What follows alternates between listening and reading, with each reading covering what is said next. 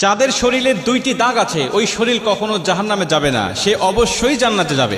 হাদিসটি সহিহ তিরমিজির 1669 নম্বর হাদিস এবং সহিহ আত-তারগিবের 1376 নম্বর হাদিস।